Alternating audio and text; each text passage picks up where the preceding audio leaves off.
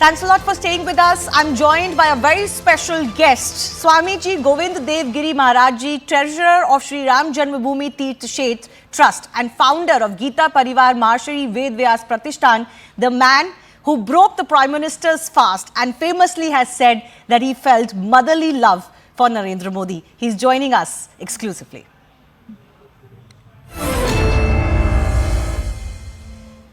Swami ji, news 18 से बात करने के लिए बहुत बहुत धन्यवाद।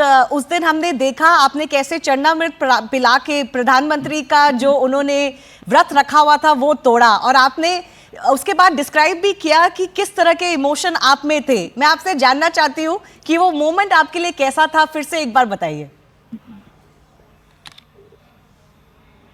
वैसे भी उस दिन का सारा वातावरण भावुक कर देने वाला था, क्योंकि 500 वर्षों की प्रतीक्षा पूरी होकर के और भगवान रामलला अपने निजी स्थान पर विराजमान हो चुके थे।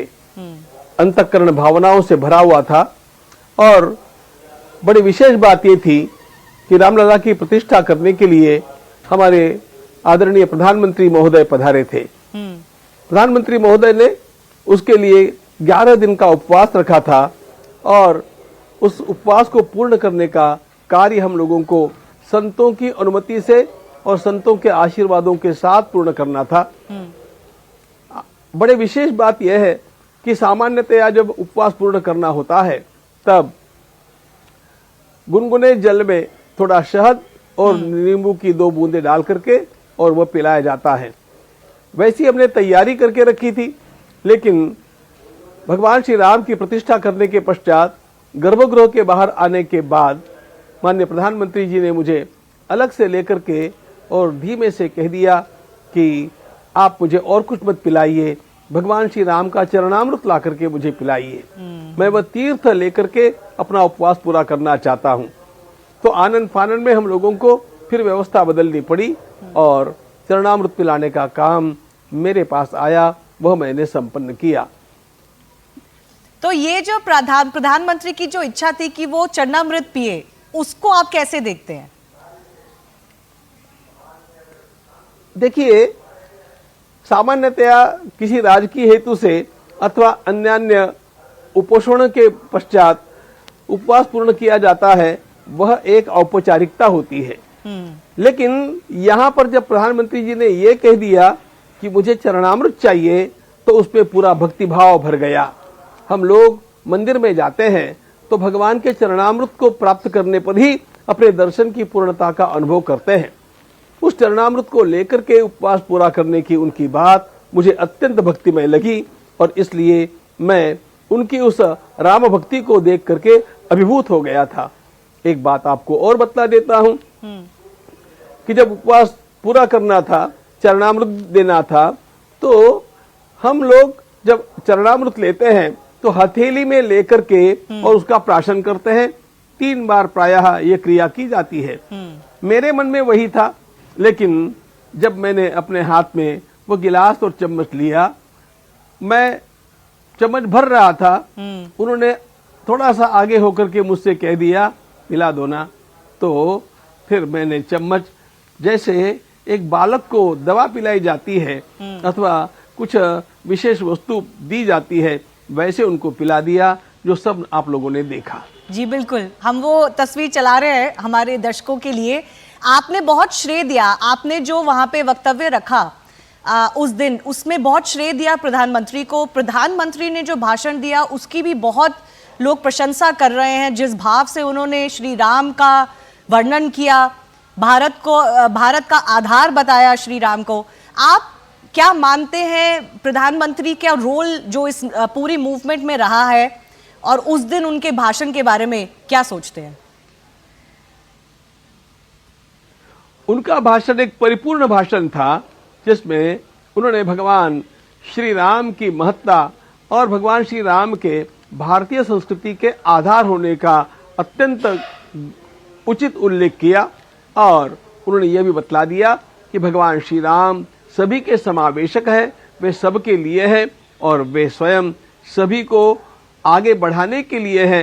किसी प्रकार का भेदभाव उनके भीतर है नहीं, वे विश्वात्मक है, पूरे विश्व के हैं और हम लोगों का ये दायित्व है कि हम उनके इस भावों की रक्षा करें। तो आप इतना प्रधानमंत्री को श्रेय क्यों देते हैं राम मंदिर के बनने पर?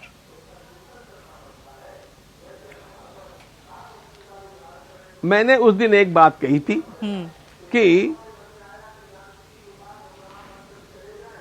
अनेक प्रकार के कार्य अनेक स्थानों पर चलते हैं, अनेक क्रियाएं चलती है, अनेक कार्यकर्ता अपने अपने स्थानों में अपने अपने दायित्व का निर्वाह करते समय कार्य करते जाते हैं, लेकिन अंततोगत्वा वह कार्य किसी एक पीक पॉइंट पर आकर के, शिखर पर आकर के पूर्ण होता है। और इसलिए भगवान ने उनको यह श्रेय दिया कि वह उनके हाथों यह काम करवाएं।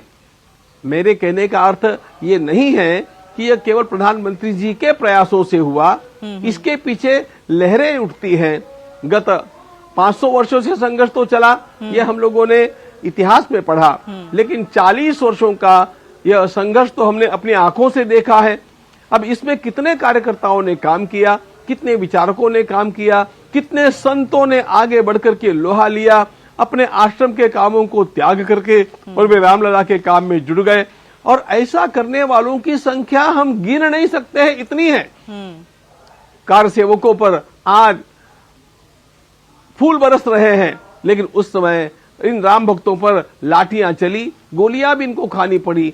तो सभी का अपना अपना काम है, इन सब ने अपना अपना काम किया, लेकिन अंततोगत्वा वह शिखरीभूत होकर के कंक्लूजन में एक विशिष्ट व्यक्ति को भगवान ला करके रख देते हैं। और वह स्थान आज हमारे प्रधानमंत्री जी का है, जिन्होंने स्वयं भारतीय संस्कृति के उत्थान के इस पर्व में अपनी भूमिका को निभाते हुए यह स्थान प्राप्त किया है।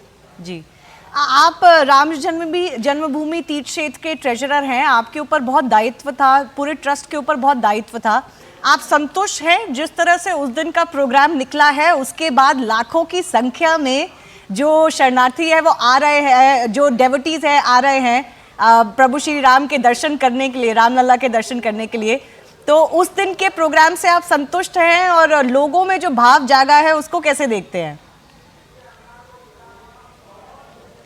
उस दिन जो कार्यक्रम मंचीय कार्यक्रम होने तक पूरा हुआ, उससे हम अत्यंत संतुष्ट हैं, समाधानी हैं, प्रसन्न हैं और भगवान की कृपा से यह सारा निर्विघ्न पूर्ण हो गया।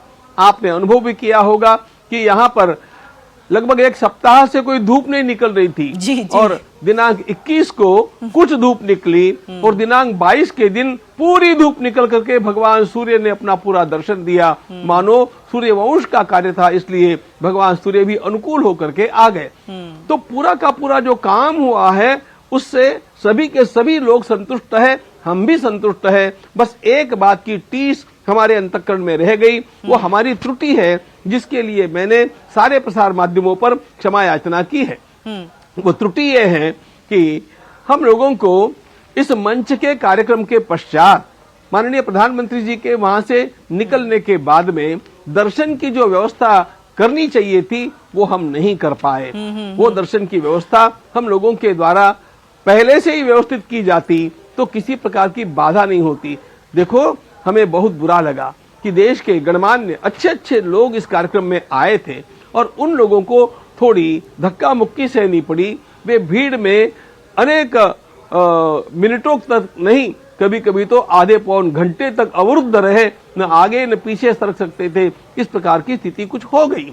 अब ये जो अव्यवस्था है उसकी जिम्मेदारी हम लोगों को लेनी चाहिए, हम उसके लिए क्षमा प्रार्थी है। यह एक बात छोड़ करके बाकी सब कुछ भगवान की दया से अत्यंत अच्छा हुआ, ऐसा ही सभी का मत है। और इसके लिए मैंने साफ साफ बिना किसी हिचक के सभी प्रसार माध्यमों में उन सारे सेलिब्रिटीज की, उन सारे महोदयों की, महानुभावों की क्षमा याचना भी कर ली है और यह भी आश्वासन दिया है कि एक बार दोबारा जब आप पधारेंगे आपको उत्तम से उत्तम दर्शन की व्यवस्था यहाँ पर उपलब्ध होगी। और यह दर्शन की व्यवस्था दूसरे दिन प्रातः काल तक भी कुछ बिगड़ी हुई थी, लेकिन दूसरे दिन यानी कल के दोपहर के पश्चात दर्शन की व्यवस्था सुचारू रूप से चली है और किसी भी प्रकार का कोई व्यवधान नहीं है। लोग सीधे लाइन में लग करके और अपने क्रम से आधे पौन घंटे के भीतर शांतिपूर्वक दर्शन करते और आगे निकल जाते हैं प्रसाद पा करके। इसलिए ये व्यवस्था हमारे बस की बात थी। उस दिन हमारा यह एक काम चूक गया, रह गया। जी, आप कृष्ण जन्मभूमि तीर्थ क्षेत्र के भी प्रेसिडेंट है। मैं एक सवाल आपसे थोड़ा दूसरे विषय पे पूछना चाहती हूँ। नहीं, मैं प्रेसिडेंट नहीं हूं, मैं वहां पर उपाध्यक्ष हूं, वाइस प्रेसिडेंट। मैं आपसे एक सवाल पूछना चाहती हूँ। अयोध्या के बाद बहुत सवाल उठता है काशी मथुरा पे। आज एक ज्ञानवापी मस्जिद को लेके, काशी विश्वनाथ को लेके एक वर्डिक्ट आया है कोर्ट में, जहां एएसआई का सर्वे हुआ था। उस सर्वे को अब सारे पिटिशनर्स को दिया जाएगा। आपको क्या लगता है, पहली बात तो, कि एएसआई का सर्वे अब सामने आएगा, ऐसी उम्मीद है? क्या आप उम्मीद रखते हैं कि कोर्ट के द्वारा बाकी ये जो 2 स्थान है उनका भी कुछ समाधान होगा? मथुरा भी है उसमें। क्षमा कीजिएगा, अभी अभी इस समय क्या क्या चल रहा है, मथुरा में क्या चल रहा है और काशी विश्वनाथ जी के वहां क्या चल रहा है, इन सारी बातों की जानकारी मेरे पास नहीं है।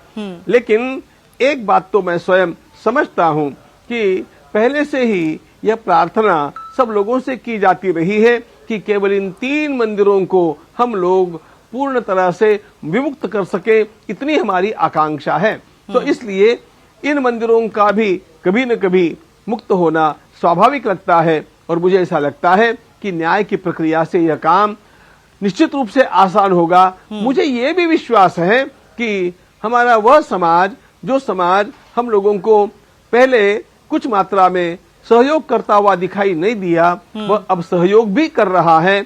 उनमें भी भले लोग आगे आकर के और हमारा सहयोग और भी करेंगे, ऐसा विश्वास है। जी, आपकी 75वीं जन्म वर्षगांठ पे आप एक गीता भक्ति अमृत महोत्सव भी मनाने वाले हैं फरवरी में। उसके बारे में भी बताइए। मैंने सुना है बहुत से जाने माने लोग उसमें आने वाले हैं।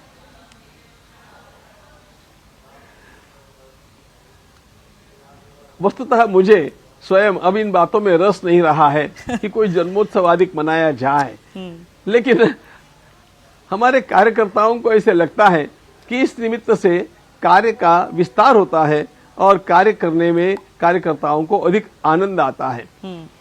मेरे सारे साथी मेरे जन्मदिन को गीता भक्ति दिवस के रूप में मनाते आए हैं, क्योंकि मैंने जो पहला काम आरंभ किया वो 1986 में किया और वह कार्य था गीता परिवार। गीता परिवार के माध्यम से हम लोग बालकों को संस्कार देने का काम कर रहे थे। अब हो ऐसा गया, देखो कोविड के काल में यह संस्कार केंद्र हमारे बंद हो गए, तो फिर हमारे कार्यकर्ताओं ने विचार किया अपने को बैठे तो नहीं रहना चाहिए, और इसलिए उन्होंने learngita.com इस नाम से ऑनलाइन गीता पढ़ाने का काम आरंभ किया।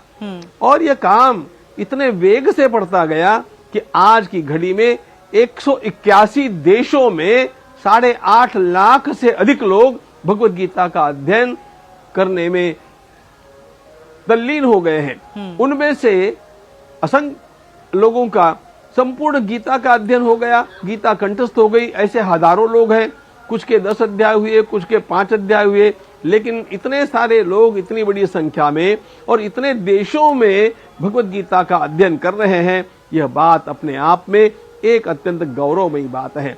एक बात और भी है, उसके लिए हम लोगों ने जो पुस्तक तैयार की है वह इतनी सुंदर है कि वैदिक पद्धति से भगवत गीता का उच्चारण कैसे सीखा जाए, उसके सारे नियम और उसका सारा ब्यौरा उसमें दे करके हमने उसमें QR बारकोड भी दे दिया, जिस कारण लोग गीता सुन भी सकते हैं, शुद्ध गीता का उच्चारण पढ़ भी सकते हैं और सुन भी सकते हैं जी। ये सारा काम जो चलता है यह सवेरे 5 बजे से लेकर के रात्रि में 2 बजे तक चलता है, क्योंकि 181 देशों की बात है, सबके टाइम जोन्स अलग अलग होते हैं। और इस काम को करने के लिए सवेरे 5 से रात्रि 2 बजे तक पौन घंटे का एक वर्ग लेने के लिए हमारे 8000 कार्यकर्ता भाई बहन 3 वर्षों से रोज वह समय पूर्वक दे रहे हैं। और यह काम हम 13 भाषाओं में कर रहे हैं। भारत की सारी भाषाएं और 13 प्रमुख भाषाएं और अंग्रेजी, इतनी सारी भाषाओं में, इतने प्रदेशों में यह काम ऐसा बढ़ता गया। तो गीता भक्ति दिवस यह जो मनाया जा रहा है, अब उसमें मेरी तो इच्छा केवल इतनी ही थी कि चूंकि मैं श्रीमद् भागवत का वक्ता रहा हूं, मेरी आयु के 17वें वर्ष से मुझे श्रीमद् भागवत से बहुत लगाव है और वह जीवन का अल्टीमेट ग्रंथ है, ऐसी मेरी मान्यता है। तो मैंने कहा देखो 75वें वर्ष में मुझे केवल एक बात करनी है। संत श्री ज्ञानेश्वर महाराज का जो तीर्थ क्षेत्र है आलंदी, जिसको कि मैं the highest dynamo of spiritual energy ऐसे ही रूप में देखता हूं, तो संजीवन समाधि ज्ञानेश्वर महाराज की अद्भुत है, उसका प्रभाव अद्भुत है। तो मैंने कहा कि आलंदी में मुझे केवल श्रीमद् भागवत का श्रवण करा दीजिए। मैंने वक्ता के रूप में इतने वर्षों तक भागवत को कहा है, अब मैं श्रोता के रूप में सुनना चाहता हूं। जी, लेकिन उसके साथ एक काम और कीजिए, और वह कार्य इतना महत्वपूर्ण है। हमारे देश में देखो ऐसे अनेक लोग हैं जिन लोगों ने पर्दे के पीछे रह करके प्रकाश में न आते हुए और समाज, राष्ट्र, संस्कृति, धर्म की सेवा में योगदान दिया है, दीर्घकाल तक योगदान दिया है। मैंने कहा ऐसे 75 लोगों को बुला करके उनका सम्मान मेरे हाथों से करवाइए। यह मेरे लिए सबसे महत्वपूर्ण बात है, क्योंकि इन सब का सम्मान होते देख करके ही मुझे प्रसन्नता होने वाली है। मुझे अब अपने सम्मान में कोई रस नहीं रहा है, ये बात है। तो अब ये सब काम करने के लिए कार्यकर्ताओं ने जो योजना बनाई, तो जी नहीं, हम आपको बहुत शुभकामनाएं देते हैं स्वामी जो योजना बनाई, बोलिए। जो योजना बनाई उसमें अयुत चंडी की योजना है, यानी एक सहस्त्र चंडी होती है और 10 सहस्त्र चंडियों की एक अयुत चंडी होती है। उसके साथ 81 कुंडों में सभी प्रकार के देवताओं की आराधना की जाएगी। ऐसा एक महान यज्ञ वहां पर संपन्न होगा। एक बात, दूसरी बात, वेद के अत्यंत श्रेष्ठ विद्वान 20 विद्वान आकर के वेदों में क्या क्या है इसका हम सब लोगों के सामने विस्तार से वर्णन करेंगे। यह महत्वपूर्ण बात है। इसके साथ साथ हमारे मलुक पीठाधीश्वर श्रीमान पूज्य द्वाराचार्य राजेंद्र दास जी महाराज श्रीमद् भागवत कथा वहां पर कहेंगे, यह भी बात है। और देश के प्रबुद्ध लोग आकर के इसमें हम लोगों को उपदेश करेंगे। बिल्कुल तो स्वामी जी, समय की थोड़ी कमी है, उसमें इसलिए मैं आपको रोक रही हूँ। गोविंद देव जी महाराज जी, हमारे साथ जुड़ने के लिए बहुत बहुत धन्यवाद। और हम उम्मीद रखते हैं, जैसा आप कह रहे हैं, कि बाकी क्षेत्रों में भी समाधान होगा। राम मंदिर के बाद उस दिन का प्रोग्राम अच्छा निकला और अब दर्शन के लिए लाखों लोग आएंगे, तो उसकी व्यवस्था भी कर रही है यूपी सरकार और ट्रस्ट। तो हम यही उम्मीद रखते हैं कि वो दर्शन अच्छे से हो पाएंगे। स्वामी जी, हमसे जुड़ने के लिए बहुत बहुत धन्यवाद। जय सिया राम। आपको भी बहुत बहुत धन्यवाद कि आपने मेरी बात लोगों तक पहुंचाने का यह सुंदर अभिनंदनीय प्रयास किया। जी, धन्यवाद।